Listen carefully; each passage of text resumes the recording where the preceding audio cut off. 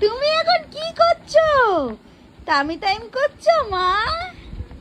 ও মা, বলো আমি একা একা ঘাড় উঁচু করা শিখে গেছি। ও মাম্মা, এই ঘাড় বেঁকে গেল। সোজা হও, সোজা হও, সোজা হও মা।